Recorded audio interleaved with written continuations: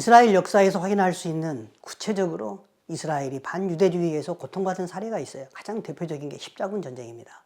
조금 후에 자세하게 설명하겠습니다. 개토, 다윗의 별인 그 노란 별 표식, 종교재판, 특별히 스페인의 가혹한 종교재판이 있었어요. 유럽의 흑사병 당시의 학살, 그 다음에 유대인들의 추방, 러시아의 포그롬 학살, 잘 아시는 600만 명을 죽였던 히틀러 나치의 홀로코스트. 대표적인 역사적인 사례인데 하나씩 살펴보도록 하겠습니다. 십자군 전쟁입니다. 1099년에 십자군 전쟁에 의해서 예루살렘을 십자군이 장악을 했습니다. 그리고 이제 예루살렘 왕국을 건설하게 되는데 잠깐 기독교인들이 예루살렘을 지배하던 적이 또 있었어요. 그때 유럽에서 건너왔던 십자군 군인들이 이런 일을 했습니다. 같이 한번 읽어보겠습니다. 그때 나왔던 기록입니다. 그들은 예루살렘의 대회당에 유대인을 몰아넣고 불을 질렀다. 십자군들은 불길 속에서 고통 가운데 비명을 지르는 유대인들 주위를 돌며 십자가를 높이 든 채 그리스도시여 우리는 당신을 찬양합니다 라고 노래했대요. 만약 여러분이 유대인이라면 이 상황을 놓고 어떤 생각이 드시겠어요? 십자가가 좋아 보이겠습니까? 자기를 회당에 가다 놓고 불을 지르는, 그리고 그들을 죽이는 십자군을 보고 기독교인들을 보고 좋아하시겠습니까? 어떤 감정이 드시겠어요? 십자가와 기독교인들을 미워하는 감정이 당연하게 쌓이게 될 겁니다. 그 밑에 문장도 보겠습니다. 예루살렘의 학살은 고의적으로 행해졌다. 그것은 어떤 정책에서 비롯된 것이다. 즉 예루살렘은 기독교 도시가 될 예정이었다. 유대인들을 죽임을 당해야 했다. 그날 십자군들이 그들의 죽인 이들의 절단된 시체 위를 마치 양탄자처럼 밟으며 뛰어다니는 동안 그들의 지도자 중 하나인 이 사람 레이몬드라는 사람은 시편 118편 22절을 인용하며 찬양했습니다. 이날은 주의 만드신 날이라 기뻐하고 즐거워하자. 하나님이 원하시는 방식이었을까요? 그런데 반유대주의 사상으로 계속 교육받았던 것이기 때문에 유대인들을 죽이는 것은 하나님을 기쁘시게 하는 것이다라는 그런 잘못된 사고에 의해서 유대인들을 학살하는 것에 대하여 양심의 가책을 느끼지 않았다는 것이죠. 십자군 전쟁을 하러 오는 과정 속에서도 도시마다 유대인들을 약탈하고 학살하는 그런 역사가 또 있었습니다. 이게 유럽에서 자행된 11세기의 역사입니다. 시간이 지나서 중세기에 이르게 되면요. 1179년 아래에서 세 번째 줄에 있죠. 3차 라테란 공의 때 교회가 유대인을 격리시켰습니다. 게토를 만들어 가지고 게토에 거주하도록 결정을 한 거예요.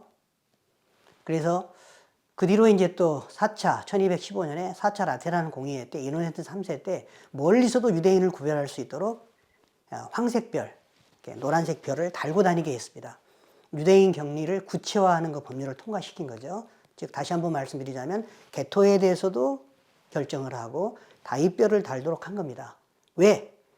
멀리서도 유대인들을 식별하고 그들이 기독교인과 만나지 못하게 함으로써 그들을 기독교인에게 영향을 줄 수 없는 그런 형태가 되도록 이미 중세 교황의 지배 체제 하에서 그렇게 만들었던 것이죠. 이러한 것들은 비단 중세 때만이 아니고 그 앞서서 암브로스와 같은 어거스틴의 스승인데요. 유대인들을 핍박하는 것은 그리스도를 영화롭게 하는 것이다. 그런 발언. 어거스틴이 암브로스의 제자인데 유대인들은 가인과 같은 존재다. 가인이 살인하고 방랑한 것처럼 그리스도를 죽인 존재로 끊임없이 방랑하는 존재로 저주받아야 된다. 그런 발언을 했어요. 제가 석사과정 일반대학원 다닐 때 어거스틴의 교사론으로 논문을 썼습니다. 어거스틴의 그 고백록이라든가 신공론이라는 책이 있는데 어거스틴은 정치, 경제, 사회, 문화 모든 면에서 중세기의 그러니까 고대와 중세기를 이어지는 그 대학자로 기독교 교리를 체계한 그런 사람으로 굉장히 인정받고 존경받는 사람이에요. 근데 유대인에 대해서만큼은 이런 생각을 가졌다는 거. 그게 저한테는 새로운 측면이었습니다. 그리고 이제 게토를 조금 더 언급해 보게 되면 히틀러 당시에도 이제 게토를 만들었는데 조금 전에 제가 베니스의 상인에서도 언급한 것처럼 처음으로 게토가 만들어진 것은 베네치아에서 1516년도에 만들어지거든요.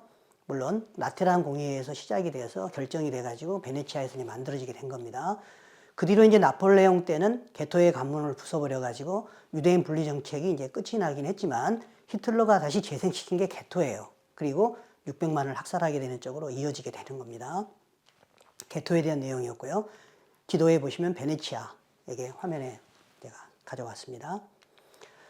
베니스의 상인에 대해서 한 번 더 언급해 주고 싶어요. 저도 예전에는 베니스의 상인이라는 책을 볼 때는 어떻게 알고 있었냐면, 여러분도 잘 아시나요? 안토니오서, 또 안토니오 친구 바사니오, 그 바사니오의 정원자 포셔, 이런 등장인물이 나타나지 않습니까? 우리가 알고 있는 내용은 유대인 사일록에게 돈을 빌렸어요. 근데 돈을 갖다가 안토니오가 갚지 못하게 되고, 안토니오의 친구였던 이제 바사니오가 자기의 정원자 포셔의 그 놀라운 지혜로 인해서 이런 말을 하게 되죠.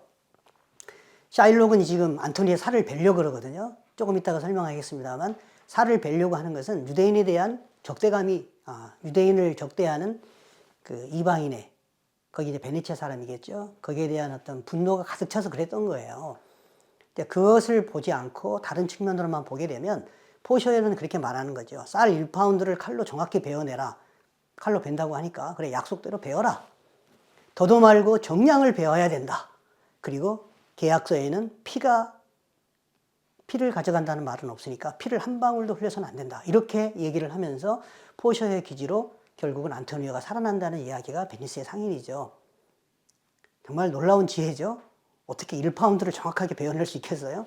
피를 한 방울도 안 흘릴 수가 있겠어요? 그렇게 해서 이제 오히려 샤일록이 궁지에 몰리게 되는 그런 형태가 되게 되는데, 우리가 알고 있는 베니스의 상인의 주요 흐름은 이제 이런 식으로 이해하게 됩니다. 그러나 유대인의 관점에서 이 소설을 다시 보게 되면 이렇게 보게 돼요. 제가 베니스의 상인, 민음사에서 나온 책에서 발췌해 왔습니다. 한번 읽어보세요. 샤일록이 한 발언이에요. 어떤 사람이 그 살 1파운드 가져가서 뭐 할 거야? 정말 살 가져갈 거야? 그러니까 꼭 할 거예요 하면서 샤일록이 이런 분노에 찬 대사를 합니다. 한번 읽어보겠습니다. 그 살 뭐 하려고? 뭐야? 낚싯바바지요? 걔 아무 짝에도 쓸모 없어도 내 복수에는 쓸모가 있을 거예요. 안토니오, 그는 날 망신시켰고, 내가 50만 정도를 못 벌게 했고, 내 손실을 비웃고, 이득을 조롱했고, 우리나라를 모욕하고, 내 거래에 회방을 놓았고, 내 친구들은 냉담하게, 적들은 흥분하게 만들었어. 이유가 뭐냐고요? 중요한 말이에요. 내가 유대인이라는 겁니다. 그냥 유대인이라는 것 자체로 나를 싫어해요. 미워해요. 자기의 감정을 얘기합니다. 유대인은 눈 없어요? 유대인은 손도 기관도 신체도 감각도 감정도 정열도 없냐고요. 기독교인과 같은 음식을 먹고 같은 무기로 상처도 있고요. 같은 병에 걸리고요. 같은 방법으로도 낫기도 하고요. 여름과 겨울에도 같이 덥고 같이 춥다고요. 우리도 감각이 있고 감정이 있고 정열도 있어요. 당신들이 우리를 찌르면 피 안 나요? 간지럼 태우면 안 웃어요? 독약을 먹이면 안 죽어요? 그런데 당신들이 우리에게 잘못하면 우리가 복수를 안 해요? 우리가 나머지 부분에서 당신들과 같다면 그 점도 닮을 겁니다. 유대인이 기독교인에게 잘못하면 그는 겸손하게 뭘 하죠? 복수하죠. 기독교인이 유대인에게 잘못하면 그는 기독교인을 본받아 인내하면서 뭘 해야 되죠? 그야 복수해야 되는 거죠. 당신들이 가르쳐준 비열한 짓을 난 실행할 겁니다. 그리고 어렵긴 하겠지만 교육받은 것보다 더 잘할 겁니다. 이렇게 말한 거예요. 제가 이 구절을 보면서 깜짝 놀랐어요. 예전에 읽었던 셰익스피어의 베니스의 상인의 그 맥락과 이스라엘을 알고 나서 유대인의 그 고통받는 역사의 관점에서 베니스의 상인을 보니까 유대인들의 삶이 이해가 되는 거예요. 사실 이 베니스의 상인 소설에 보면 안토니오가 샤일록에게 침도 뱉고 모욕하는 장면이 나오거든요. 그런 것들은 잘 안 보이고, 유대인들은 크라이스트 킬러, 지난 시간에 배웠잖아요. 예수님을 죽인 그런 자들이니까 당연히 그렇게 대우받아야 당연해 하는 그런 사고방식이 유럽에 만연하게 되면서 이런 소설도 나오게 되고, 그런 반유주의의 여러 사건들이 발생하게 되는 겁니다. 영화에도 나와 있으니까요. 베니스의 상인 영화도 한번 보시기 바랍니다. 어떤 분은 샤일록에 대해서는 셰익스피어의 최고의 대사 중 하나다. 강력하고 악랄하며 부정적인 그의 말은 결국 잊히지 않는다. 네, 한번 들으면 잊히지 않을 것입니다. 유대인들이 얼마나 학대를 받았는가, 그 관점에서 이런 대사가 나왔구나. 영화 한 편 소개하겠습니다. 라운드업이라고 하는 영화인데요. 라운드업이라는 뜻은 영어로 일망타진해서 검거한다는 뜻이에요. 1942년 7월 프랑스에서 자행된 벨디브 사건을 담은 영화입니다. 프랑스에 유대인이 한 2만 명 이상 거주했다고 하는데, 그때 2만 4천 명을 체포해가지고 독일로 보내게 되는 나치 독일과 프랑스 비시 정부 간의 딜이 성사된 결과에 기초한 그런 영화가 되는데, 프랑스의 기만을 들춰내게 됐어요. 영화에서 이런 장면들이 나옵니다. 화면에 보시게 되면 이게 다이별도 달고 있는 모습이 있고, 아이들이 이제 수용소에 갇히는 그런 장면이 나오게 되는데, 수용소로 들어가기 전에 감금된 경륜장에서 자전거 경기 같은 볼거리를 찾는 동생이 이렇게 질문을 해요. 형, 여기 뭐 볼거리 없어? 이렇게 묻자 그 아이에게 형이 얘기를 합니다. 여기선 우리가 구경거리라고. 유대인들이 구경거리야. 우리가 구경거리야. 라고 하는 말이 저한테는 아직까지도 잊혀지지 않는 대사가 되네요. 유대인들이 이런 대우를 받았습니다. 그리고는 이제 수용소로 끌고 가서 죽임을 당하는 그런 영화가 되겠고, 자, 14세기로 넘어가게 되면 흑사병이 있었어요. 유럽 인구의 3분의 1이 사망했다는 걸 세계사 시간에도 배우셨을 겁니다. 그때 유대인들은 잘 안 죽었어요. 그러자 사람들이 희생양으로 유대인을 삼습니다. 유대인들이 우물에 독을 탔다. 페스트를 퍼뜨렸다. 그래서 유대인들은 안 죽고 우리만 죽게 된 거야.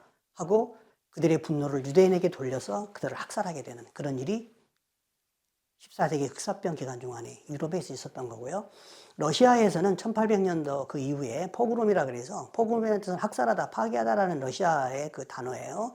1881년에 역사적으로 알렉산드르 2세가 유대인에 의해서 암살당했다는 소문이 떠돌게 되면서 역시 희생양을 삼아가지고 유대인들을 학살하는 그런 일이 러시아에서 많이 벌어졌습니다. 1881년에 발생한 포그롬으로 러시아 유대인들이 대규모 해외 이주를 촉발하는 기폭 역할이 되고, 이스라엘로는 1882년부터 유대인들이 이제 들어오게 되는 그런 계기가 됐습니다. 물론 이스라엘로만 간 건 아니고요. 미국으로, 캐나다로 이렇게 유럽으로 많이 이주하게 되는 결과를 가져왔습니다. 지붕 위의 바이올린이라는 영화를 보셨나 모르겠어요. 많은 사람들이 지붕 위의 바이올린을 보시게 되면 지붕 위에서 바이올린을 켜는 이 선라이트 선셋이라는 음악에 매료돼 가지고 그 음악을 좋아합니다. 그러나 유대인에 관계된 영화라는 건 잘 모르고 볼 수 있어요. 배경은 1905년에 러시아 우크라이나 지방 작은 마을에 유태인 부락의 우유 가공업을 하고 생계를 유지하는 그 테비에라는 사람이 그 당시에 러시아에서 이제 혁명의 분위기 속에서 퇴거 명령을 받게 되는데, 실제 이거는 역사적으로도 1903년과 1905년 사이에 대규모의 그 포그롬, 유대인 탄압, 이걸로 미국과 캐나다, 서유럽으로 이주했던 그 역사적 사건을 배경으로 만들어진 영화거든요. 근데 그림에 나온 것처럼 정든 땅을 버리고 이제 자기가 살고 있던, 동화되어서 살아가려고 했던 그 땅을 떠나서 이제 다른 지역으로 가게 되는데, 나라 없는 민족의 비운을 이제 설명해주는 그런 영화이기도 합니다. 이때 테비에가 탄식을 해요. 이 말이 제 가슴에 남아서 적어봤습니다. 하나님은 변화를 위해 왜 다른 누군가를 선택하지 않으셨을까? 우리는 이미 충분히 고통받았는데. 이런 말을 해요. 유대인의 고통이 느껴지시나요? 우리는 보통 왜 하나님 우리를 선택하지 않으셨어요? 이렇게 말하고, 우리가 유대인으로서 유대인이 선택받은 것처럼 우리나라가 선택받았으면 좋겠다. 하나님의 특별한 대우를 받는 그런 존재구나. 이렇게 생각할 수 있는데요. 유대인이 2000년 동안 받았던 학살과 그 고통을 생각하시게 되면 그런 말이 안 나올 겁니다. 테비의 탄식을 다시 한번 기억해 보세요. 우리는 이미 충분히 고통받았다. 왜 다른 나라 선택하시지 우리를 선택하셨어요? 내가 선택해 달라고 했나요? 난 그런 말 안 했잖아요. 근데 선택하셔서 왜 우리가 이렇게 고통받게 해요? 지금도 충분히 고통받고 있어요. 이런 유대인들의 아픔을 한번 느껴보시기 바랍니다. 다음은 유대민족의 비극적 역사의 실상으로 가장 클라이막스라고 할 수 있는, 그 절정이라고 할 수 있는 히틀러에 의한 홀로코스트에 대해서 알아보겠습니다. 바실레아 슈링크가 이런 말을 했어요. 한번 읽어보시겠습니다. 어떻게 유대인들이 예수님을 믿을 수가 있겠어요? 우리가 스스로 그들의 눈을 가리지 않았습니까? 그들은 우리의 행위 때문에 예수님을 볼 수가 없거든요. 우리가 우리의 삶 속에서 예수님의 모습을 그들에게 보여주지 않았는데 어떻게 그들이 예수님을 믿을 수가 있겠어요? 오히려 우리는 그들에게 무자비한 모습을 보여줬습니다. 이렇게 홀로코스트의 비극을 얘기를 했거든요. 교회가 히틀러의 홀로코스트가 있을 때 침묵했다는 거죠. 어떤 면에도 동조했다는 거죠. 오히려 상식적으로 이런 일은 있을 수가 없습니다. 이거 인권적으로 반인륜적인 일입니다. 이럴 수가 없습니다라고 나와야 됐었는데, 그들이 유대인을 죽이는 데 대해서 교회가 아무런 반응을 보이지 않고 침묵하고 동조했던 그 사실에 대해서 유대인들이 그런 경험을 가진 후에 어떻게 예수님을, 어떻게 교회를 사랑할 수가 있겠느냐. 예수님을 저주하는 이름으로 유대인들이 반유대주의 그 피해를 입은 자들로 그런 비극의 역사를 경험했다는 것을 바실레아 슈링크는 얘기를 하고 있습니다. 그래서 사실 교회의 손에 피가 묻어 있다고 볼 수 있어요. 거룩한 십자가가 칼이 되어서 오히려 유대인을 죽이는 형태가 되어버렸습니다. 기독교 세계의 죄악스러운 침묵에 대해서 고발하면서 우리가 각성해야 되고 다시는 이런 일이 있지 않도록 교회가 깨어서 근신해야 되고 오히려 유대인에게 용서를 빌고 그리고 그들을 위해서 복음을 전할 수 있는 그런 자리에 교회가 다시 자리해야 되겠습니다. 여기에 있는 책 유대민족의 비극적 역사와 교회, 이 책도 참고해 보시면 좋겠습니다. 그래서 역사적으로 이런 과정을 통해서 유대인들은 예수님을 믿기 어려운 민족이 되어버린 거예요. 십자가를 찾아보기가 힘듭니다. 제가 이스라엘 땅에 갔지만 십자가를 찾아보기가 힘들었어요. 복음이 시작된 땅이지만 예수라는 단어, 십자가라는 단어, 교황이라는 단어 너무너무 싫어합니다. 수학에서 플러스 기호를 하게 되면 십자가가 되기 때문에 밑에 있는 부분은 안 쓰고 O라고 기호를 하거나 4를 쓰게 되면 또 십자가가 교차가 되니까 왼쪽 부분을 뿌리고 Y자처럼 4를 쓴다거나 보시는 것처럼 화면에 앰뷸런스 우리는 보통 적십자 이렇게 십자가 마크를 달게 되는데 유대인들은 십자가를 싫어하니까 이런 식으로요. 다윗의 별을 앰뷸런스 기호로 사용을 합니다. 선교사들은 유대인의 영혼을 돈을 주고 사서 지옥에 팔아먹는 자들이라는 게 선교사들에 대한 정의고요. 예수님의 사전적 정의는 그의 이름과 기억이 영원히 사라질 존재. 이게 예수라는 이름의 사전적 정의예요. 전도할 때도 예수, 예수 하면서 전도하는 우리 한국인 사람들 앞에서 이렇게 외치게 되는데 그거는 예수님을 좋다고 말하는 게 아니라 예수라는 이름을 저주하는 그런 표현을 유대인들이 하면서 방해하고 있는 모습을 보게 되는데요. 그거는 이제 많이 좋아지고는 있습니다만 여전히 그런 분위기가 유대인들에게는 남아있다는 것을 말씀드리고 싶습니다. 지난 시간에 보여드린 것처럼 예수님의 이름이 저주의 이름이 됐다는 거, 그의 기억과 그의 이름은 지워져 버릴지어다 라고 유대인을 핍박하는 종교의 우두머리로 예수님을 저주하는 이름이 되어 있다. 이것이 이제 회복이 돼야 되는 때가 왔습니다. 지금이 이제 눈을 여시고 귀를 여시고 마음으로 깨닫게 되는 그 때가 됐기 때문에 열심히 복음 전해서 그들에 비해서 예수님의 이름이 저주의 이름이 아니라 예수님의 원래 자체의 이름, 구원이라는 예수님 본래 자체의 뜻이 그들에게 들어가게 될 수 있도록 복음 전하는 말이 아름답다라고 하신 그 말이 이루어지기를 바랍니다. 지난 시간에 이 말을 했을 거예요. 누가복음 2장 시므온을 얘기했는데 뒷부분을 보시기 바랍니다. 만민 앞에 예비한 것이고 이방을 비추는 빛이고 주의 백성 이스라엘의 영광이라고 시므온이 선포를 했는데 맞아요. 이방인에게 지금 예수님은 빛이십니다. 저도 예수님은 나의 빛이시고 나의 영광이십니다. 이렇게 고백을 합니다. 이방인들에게는 이게 이루어지고 있습니다. 그러나 이스라엘 땅에서는 시므온이 언급했던 주의 백성 이스라엘의 영광이라고 했는데 아직도 이스라엘 땅에서는 주의 백성 이스라엘의 영광이 아니에요. 앞 슬라이드에서 보신 것처럼 예수님의 이름은 저주의 이름이 되고 있고 신약 성경은 쓰레기처럼 취급받고 있는 게 현실입니다. 그러나 이제 조금씩 좋아지고 있다는 거 하나님이 눈을 열고 계시잖아요. 이스라엘의 영광이 될 수 있도록 주의 백성들에게 우리가 기도하고 전도하는 일에 마음 기울여야 되겠습니다. 예루살렘의 파괴와 유대인의 디아스포라로 이제 그 땅과 씨는 버려지고 끝난 것인가? 라고 했을 때 로마서 말씀, 에스겔, 아모스의 말씀에 의하면 하나님께서는 그 유대인을 버리지 않으셨다는 거 다시 한번 기억하시고요. 약속의 땅 역시 황폐해졌지만 그러나 에스겔서, 누가복음, 아모스의 예언대로 이사야의 예언대로 다시 회복이 될 것이다. 이 말씀을 꼭 다시 한번 찾아보시면서 공부해 보시기 바랍니다. 화면을 보시면 더 선명하게 기억하실 거예요. 모래 언덕이었던 텔아비브의 초기 모습입니다. 1909년도의 사진 모습이고요. 굉장히 아무것도 없는 그러한 황폐한 땅이죠. 근데 오늘날의 텔아비브 사진은 이렇게 되어 있습니다. 이사야 선지자 예언대로 황폐함이 멈췄습니다. 오히려 이제 번영의 상태로 이스라엘이 가고 있다는 사실.